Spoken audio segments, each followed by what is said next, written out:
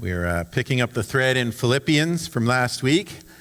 If you weren't with us, we began the letter there from the Apostle Paul to the church that, as Pastor Dale put it, it's the happy letter, that he's happy with them and thanks God every time he thinks of them and prays for them, he says, with joy, that they will continue the way that they've started. So he says they enjoy God's favor. He says you and I together enjoy God's favor, but I pray that your love will abound more and more in knowledge and depth of insight. Like your love will get smarter and smarter and more focused. And then we pick up today in Philippians chapter 1 and verse 12. Paul writes, "And I want you to know, dear brothers and sisters, that everything that has happened to me here has helped to spread the good news. For everyone here, including the whole palace guard, knows that I am in chains because of Christ. And because of my imprisonment, most of the believers here have gained confidence and boldly speak God's message without fear. It's true that some are preaching out of jealousy and rivalry, but others preach about Christ with pure motives. They preach because they love me, for they know I have been appointed to defend the good news. Those others do not have pure motives. As they preach about Christ, they preach with selfish ambition, not sincerely, intending to make my chains more painful to me. But that doesn't matter. Whether their motives are false or genuine, the message about Christ is being preached either way. So I rejoice, and I will continue to rejoice. For I know that as you pray for me, and the Spirit of Jesus Christ helps me, this will lead to my deliverance. For I fully expect and hope that I will never be ashamed, but that I will continue to be bold for Christ, as I have been in the past. And I trust that my life will bring honor to Christ, whether I live or die. For to me, living means living for Christ, and dying is even better. But if I live, I can do more fruitful work for Christ. So I really don't know which is better. I'm torn between two desires. I long to go and be with Christ, which would be better by far for me. But for your sakes, it's better that I continue to live. Knowing this, I'm convinced that I will remain alive so that I can continue to help all of you grow and experience the joy of your faith.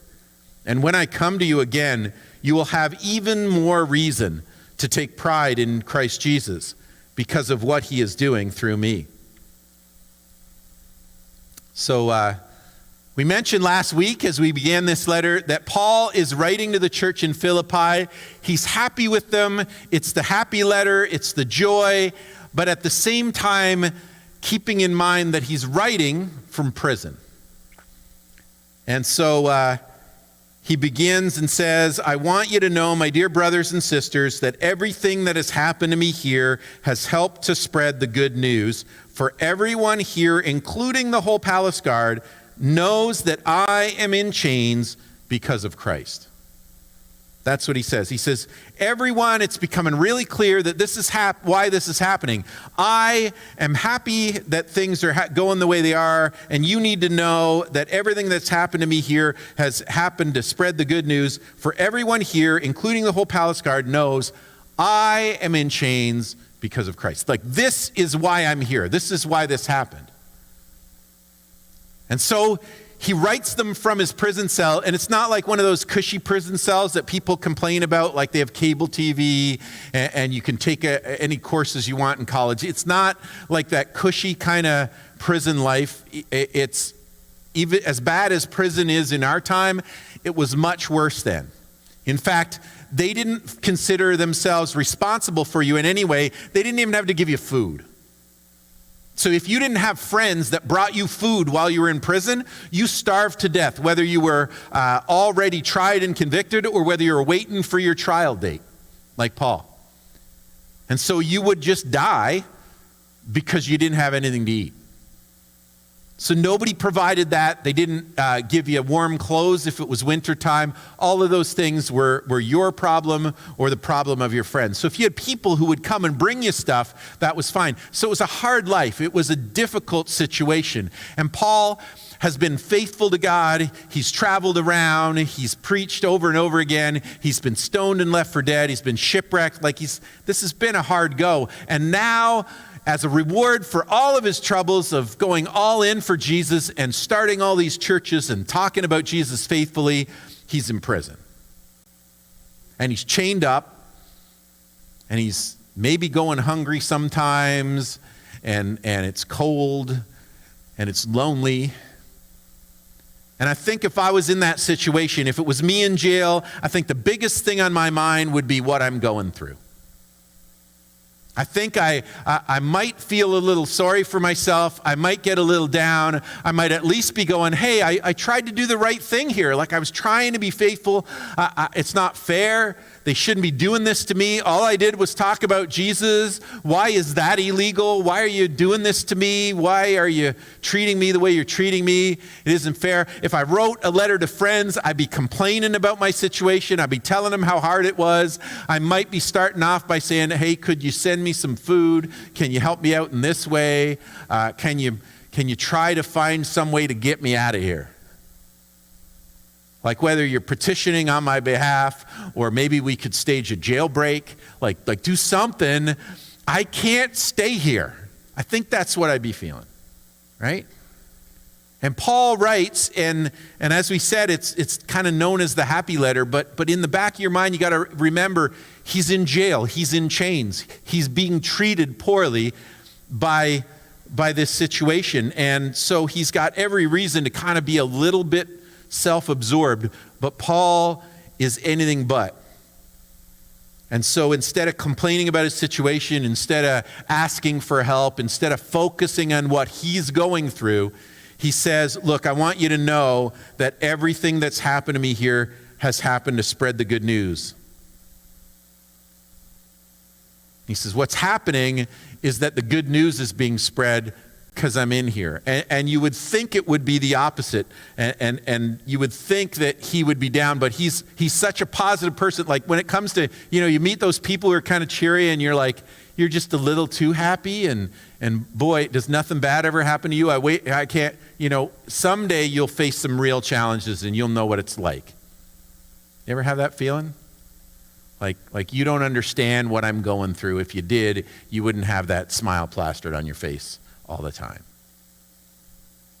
And Paul, on the other hand, is going, I'm in jail, but I want you to know, I don't want you to worry about me. I don't want you to worry about whether I've got enough stuff or not. I don't want you to worry about my food or my clothes. I don't want you to feel bad for me. I don't want you to, I'm not thinking about that. What I'm thinking about is, hey, you know what? The gospel is not in chains. I am, but this isn't stopping anything. What's important here is that it's really helped to spread the good news. And so he says, and because of my imprisonment, most of the believers have gained confidence and boldly speak God's message without fear.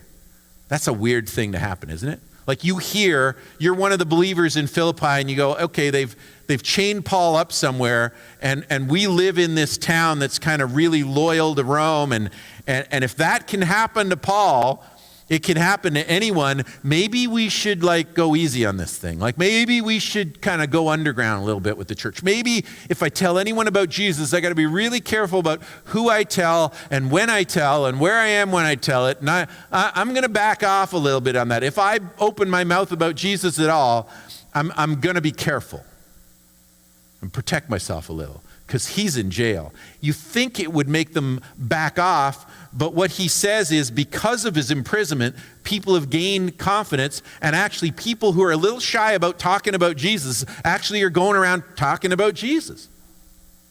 That's just weird. You think they would be afraid, but what actually happens, Paul says, he says, it's really cool because all of a sudden they're actually emboldened by what I'm doing, and even though they were shy about it before, they're really eager to get out there and tell people how great Jesus is. And so you'd never know it from Paul's mood in this letter, but not everything is hunky-dory, right? Like things are going wrong.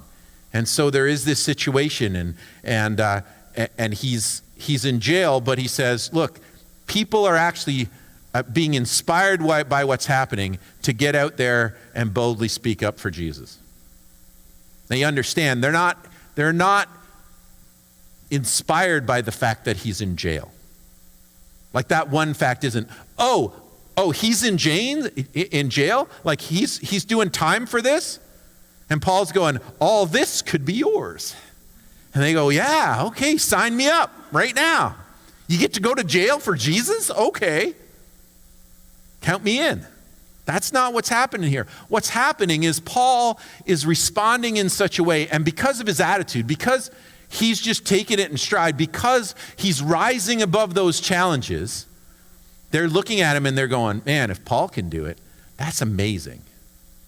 Like there is something to this belief in God that must be worth something if he's willing to put his neck on the line, and then when he ends up in prison for it, he's still talking about it and he's still pushing forward the agenda and he's still excited that new people learn about who Jesus is. So he's telling the whole palace guard, he goes, everyone here knows it, like they're all talking about it, and I'm talking to them and I'm not shutting up about Jesus and trying to play it careful so that they'll let me out. I'm just going to keep going.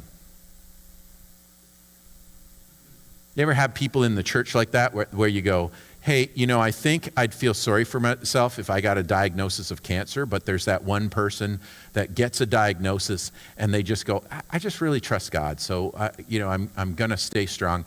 And you watch them, not just in the public eye, not just when they're at church or something, but you just go, they're just able to take it on, and the way that they rise above it, the strength of character that they show, the way that they trust Jesus when everything else is falling apart, just inspires you, and you go, I want to do that too. I don't want to be a weak Christian. I'd really like to learn how to do that, how to face the toughest circumstances and the worst news ever, and to walk through it faithful to Jesus and letting him do what he wants to do. And so there are people that we watch, and when they face challenges, the way they rise above actually inspires us to rise above. And that's what's happening here with the believers. Paul goes, they put me in jail to stomp this out, and it had the opposite effect. People saw the way that Paul was faithful, even though he's in chains, even though he's suffering, even though he doesn't even know what's going to happen next. They're seeing him and they're going, if he can do it, and if God is using him, I want to do that too. I want to show the same faithfulness to Jesus that he's showing. That's something that is way more inspiring. So it isn't just about him being in jail, it's the way he's dealing with being in jail. And the thing is, that's not the only thing that's going wrong. So it's not just that Paul is positive even though he's in jail. It's not just that he's positive because the gospel's spreading. He goes on to say that it's not his only challenge. He says, it's true that some are preaching out of jealousy and rivalry, but others preach about Christ with pure motives. They preach because they love me, for they know I have been appointed to defend the good news. Those others don't have pure motives as they preach about Christ. They preach with selfish ambition, not sincerely intending to make my chains more painful to me. You get what he's saying? There's like two groups of people that are inspired and out there preaching the gospel of Jesus. One group, he says, has pure motives. Like they love me and they're with me and they go, man, if Paul can do it, that's really inspiring, and I want to get behind him, and we're going to do this together, Paul. We're going to reach people even if you're in jail. We're going to talk to them about Jesus, and we're going to help people find him, and we're on the same page. Like if you can step up and be brave, I can step up and be brave. But then he says there's this other group, they're jealous, and they've got this rivalry between them. They're trying to one-up Paul. They're trying to get above him, and they're always competing with him. And they go, he's in jail, and if we start preaching and kind of stirring things up and show that it's not being stamped out, maybe they'll be harder on Paul. Like they actually want to stick it to Paul and kick him while he's down. He's in jail. We'll go around and preach. But in the back of their minds, they're not just thinking, we'll spread the gospel. They're thinking, we'll get a little higher position while he's going to end up suffering more. We'll take our opportunity to be the big shots in the church while he's stuck in jail, and maybe it'll kind of stick it to him a little that we're doing that.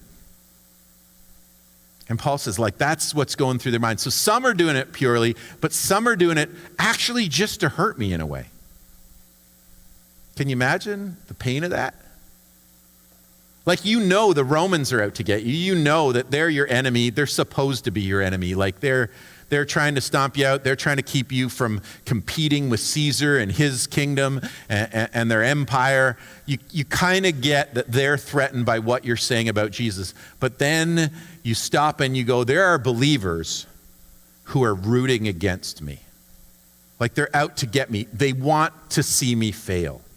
I'm in jail, and they actually want to make it worse for me in here.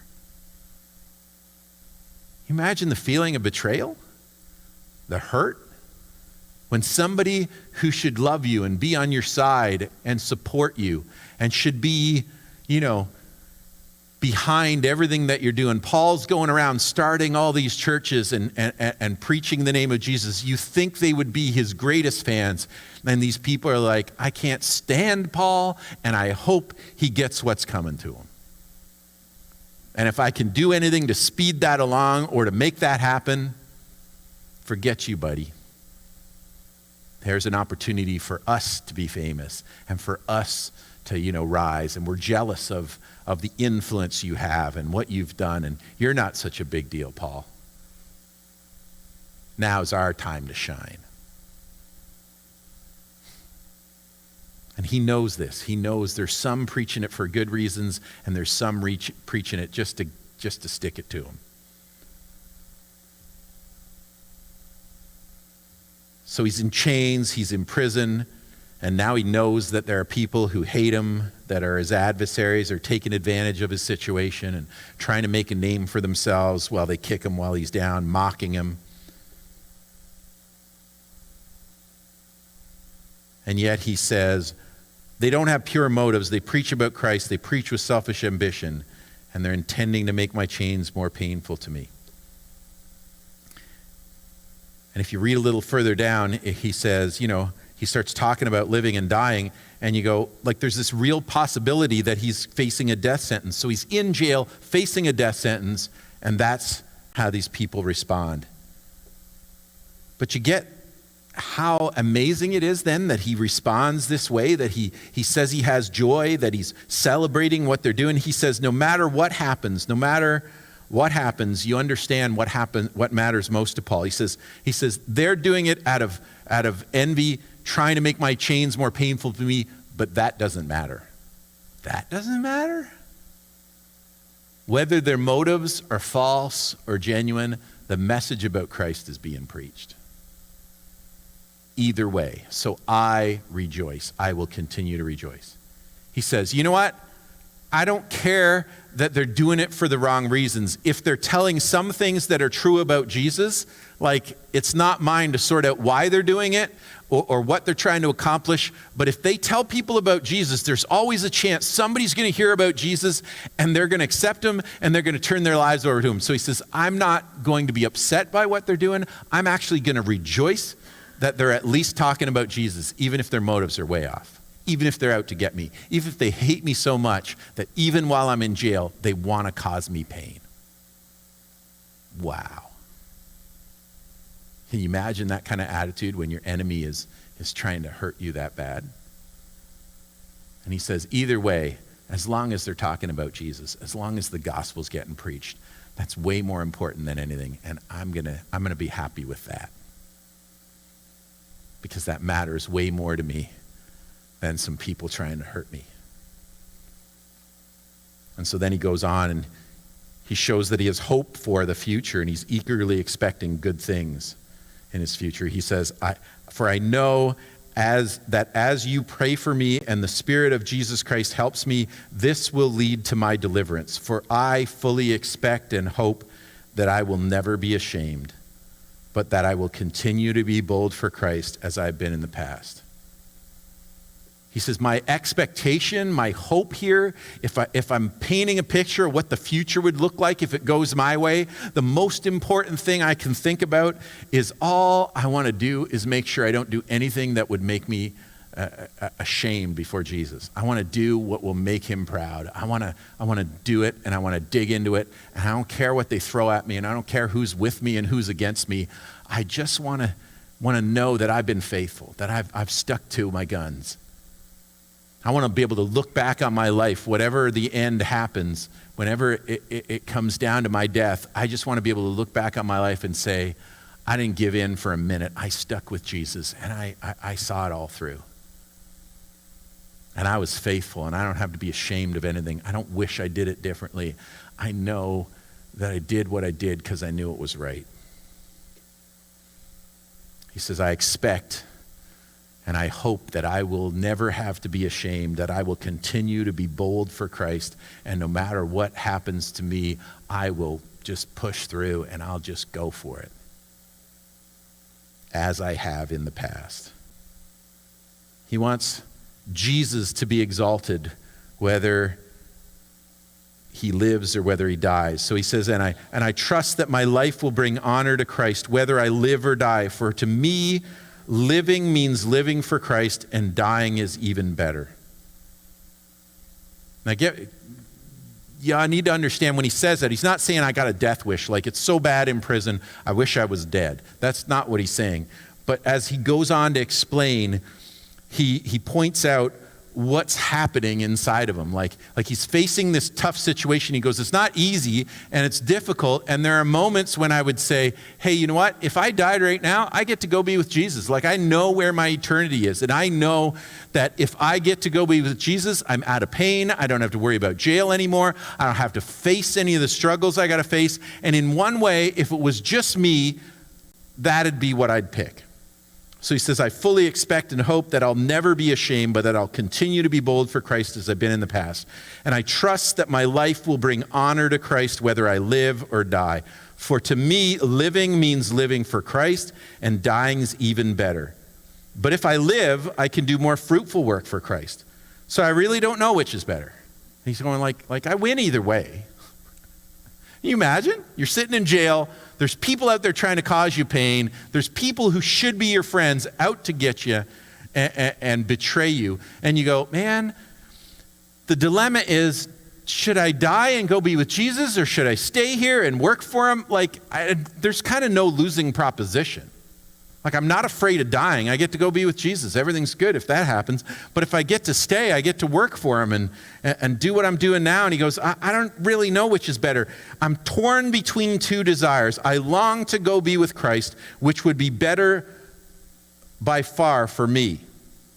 But then he says, but, for your sakes, it's better that I continue to live. Like if I stay here, I can continue on in fruitful ministry. Like I can tell more people about Jesus. I can help and encourage you guys. And you know what? That when it comes down to it, I'm kind of torn between the two, but I really believe I'm going to live because it's going to be better for you guys. When I come to you, he says, it's better that I live because I can be here for you. So he's not staying for himself. For him, it's like the biggest question is, how can I do the most good? How can I have the biggest impact? How can I do what God's called me to do? And so even when he's debating, he goes, I'm fine to go with Jesus right now. Like, that'd be good for me. But I will stay and I'll tough it out and I'll go through everything they throw at me. And the reason I'm doing it is not because I'm afraid to die. Like, I'm okay with that. But I want to stay here because I want to continue to tell more people, because there's people that still don't know, and I'm gonna tell them about it. And as long as I'm telling them, what'll happen is even when I'm in jail, other people are getting emboldened to talk more about Jesus, and actually this thing is spreading and growing faster because they threw me in jail.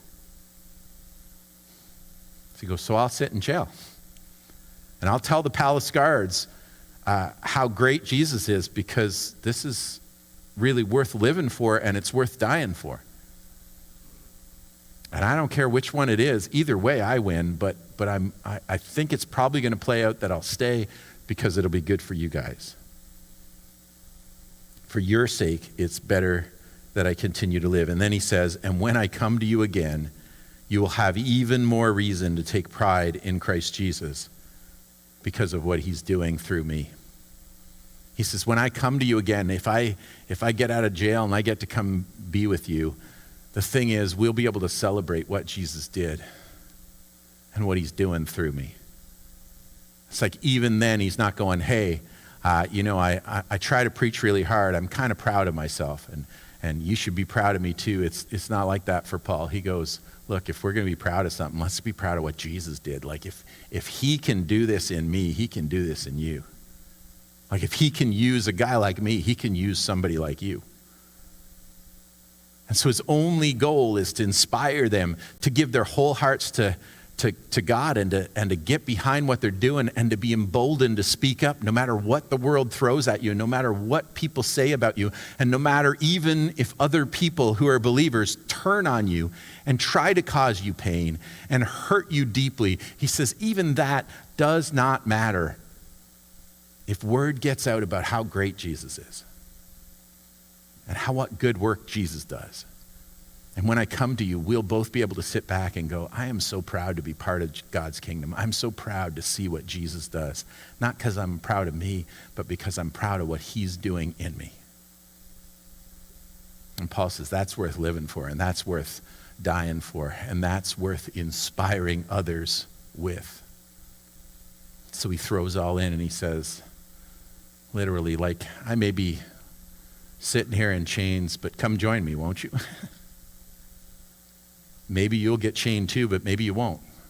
Either way, if you throw in, no matter what happens to you, no matter what life throws at you, no matter who is rooting against you, your worst enemy or maybe a little worse, your closest friend, even when people are watching for your demise and cheering when you fail, as long as people talk about Jesus, as long as the truth about him gets out. Paul says that's worth living for, that's worth dying for, that's worth everything. And so he says, someday, I expect I'll get out of here and I'll come to you and we'll celebrate together what God's doing. Because it isn't me and it isn't you and it isn't some superhero of the faith like Paul. It's Jesus. And if you think that you can't do it and you couldn't do what Paul does, you're right. But the truth is also that Paul couldn't have done it either. And Paul knows that. So Paul says, look, I'm going to just sit back and let Jesus do in me, and I'm going to say yes to him every time. And it's amazing what he does and how he uses a guy like Paul that's made all kinds of bad decisions in life and was going down a very dark path. But when Jesus met him on that road to Damascus, it changed everything. And he decided, I will give him everything. I'm all in, and I'm never going to hold back. And whatever Jesus asked me to do, I'm just going to say yes. I don't know how it's going to work, and I don't know where the strength's going to come from to do it, but Paul didn't start to believe in himself that day. He believed in Jesus so much that he could take on anything. And that might seem so far from where we're at.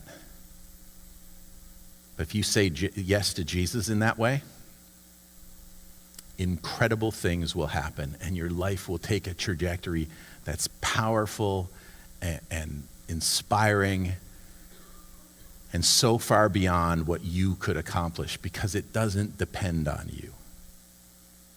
It depends on him. There's lots of things you can't do. There is nothing that our God can't do in you and for you and through you if you trust him, even when everything's dark and even when things are going wrong.